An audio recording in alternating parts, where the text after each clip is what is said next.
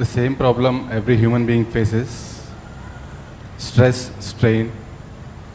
Why? Why are you making it universal?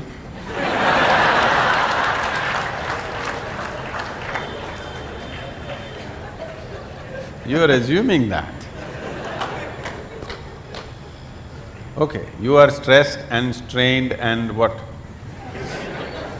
And one more point. Tortured. Getting married and traveling on the path of yoga to reach to the destination, and not getting married, going on the path of the yoga. Which one is the best way?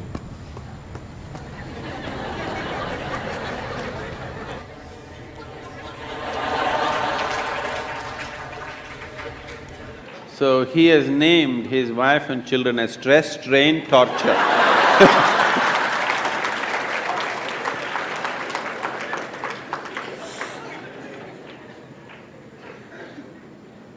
Wife and two children, stress, strain and torture. How's that?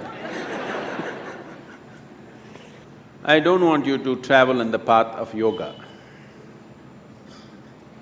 Whatever goddamn path you're traveling on, take yoga with you.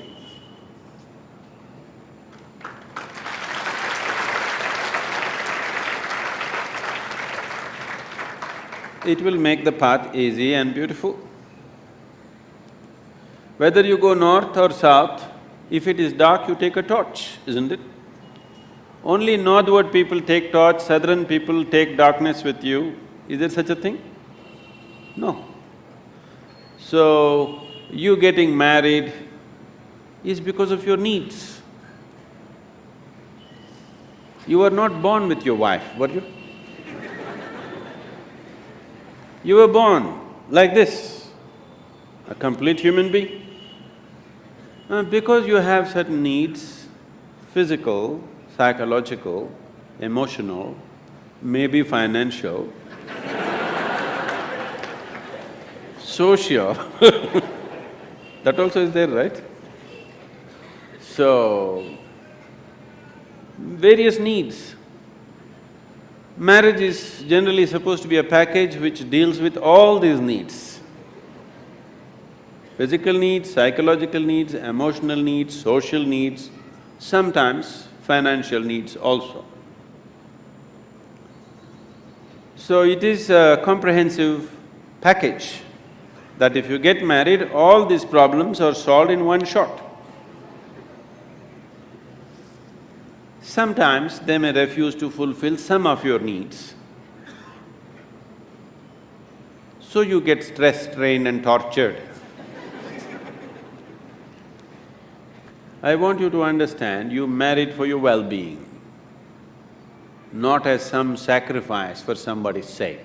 You married for your needs and your well-being, isn't it? You better remember that all your life. You married and tied up the other person with you because you have needs. You did not do it for the other person's sake. Yes or no? Let's be straight about this.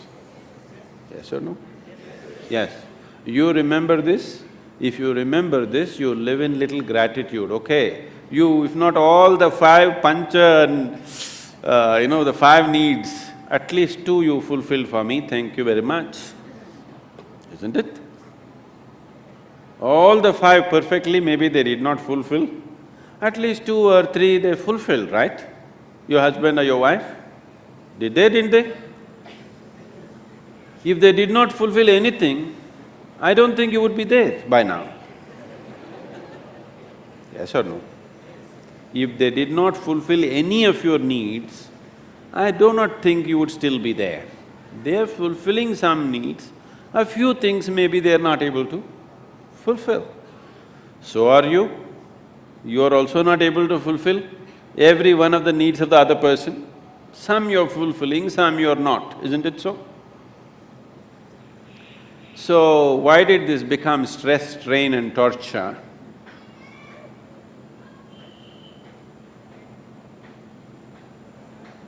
Whichever way you have made it, till now, it doesn't matter. If you're willing, in 3 days' time, it doesn't matter how bad your situation is, in 3 days' time, you can bring it to a semblance of peace. If not love, if not ecstasy, at least you can bring it to a peaceful state in 3 days' time if you are willing, 100%. Yes or no? At least you can shut up. Simply, whatever happens. Peace will happen. And maybe they will love it.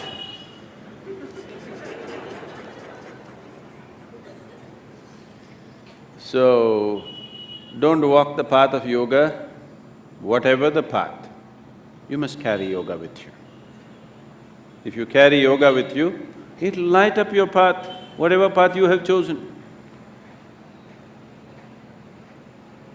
You have chosen your path out of your needs. You already done it, so that's up to you. Those who have not done it, I would like you to choose your path not out of your compulsive needs, but of your conscious needs. So, when that stage in your life comes, it is time to consciously look at your life and see, will today's needs mean something to you after 5 years or 10 years? Will it be worthwhile to tie up your life for the simple needs that you have today, or are these just passing needs for you? It's a very strong need, you must marry. If it is not a strong need, it's a passing need. You can work out your needs probably by just going to a cinema, then no need to get married, you know.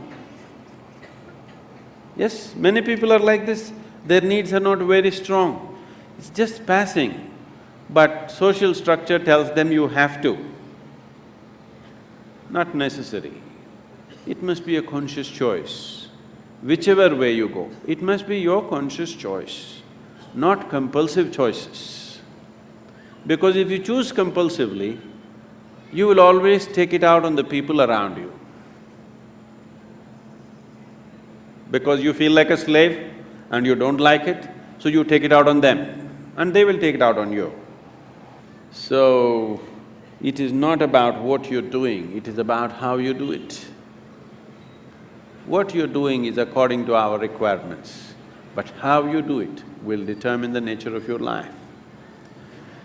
Is it an advantage to walk single rather than walk with people? Yes, if you want to walk rapidly. In Africa there is a saying, they say, if you want to walk quick, walk alone. If you want to walk long, walk in company. If you're making a long distance journey, it's better to have company. If you are walking a short distance and very quick you want to walk, it's best to go alone, isn't it? Gautama said another thing. When somebody asked him the same question, he said, "It is better to walk alone than to walk with a fool." Because by looking at you, he is very clear, who else will marry you?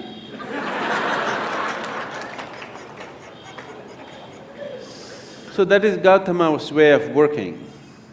So he said, he's always discouraging people to take company. He said, this life is a brief walk, why do you need company? When you leave this body, it's a long place, there I will be there. This is the offer. But you think life is long. So maybe you need company. If you need company, you take it. But how you conduct this company is very important.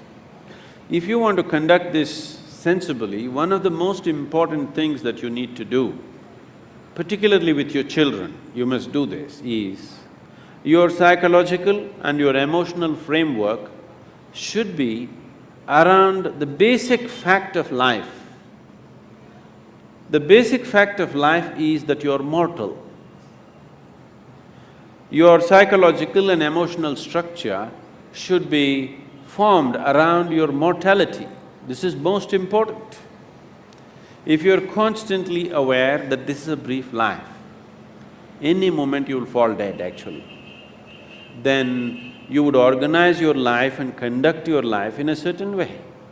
When you know time is ticking away, any moment you'll be knocked down, you have no time to get angry with somebody, isn't it? You have no time to fight with somebody here. You have no time to sit there depressed for a long period of time because tick, tick, tick, tick, it's going away. Because your psychological structure is organized around your immortality, because of that, you have lot of time to fight, to be depressed, to be frustrated, to fret, to fume. You have lot of time. So it's very, very important that everybody organizes their psychological and emotional structure around the mortal nature of our existence. After all, you are just a baton carrier between the last generation and the next generation, isn't it? Yes? For a brief time it's in your hands, this world. Afterwards, somebody else is going to take it. You will see taking the baton from the previous generation happens in most ugly ways. Handing over the baton to the next generation happens in horrible ways, simply because people's mind is structured around their belief of immortality. They don't see they're mortal. If you're constantly aware that you're mortal, sense will naturally dawn upon you. You will have no time for foolishness. Suppose you're aware that tomorrow you're going to die, would you spend today fighting with somebody? Because your time is ticking, isn't it? And your time is ticking even now. Not after a doctor diagnoses you with some horrible disease. Even now it's ticking, isn't it so? If you want to explore the possibility of what this is, the immensity of what this is, then the time is ticking too rapidly. And time is an extremely relative experience. If you're joyful and blissful, even if you live to be 100, it's a very brief life. It's gone in no time. So, in this brief life, where do you get time for stress, strain and torture? I don't know. Where you get time? This is simply because you think you're immortal. This is the biggest mistake you have done. It is just a brief journey. You must conduct it as gracefully, as blissfully as possible.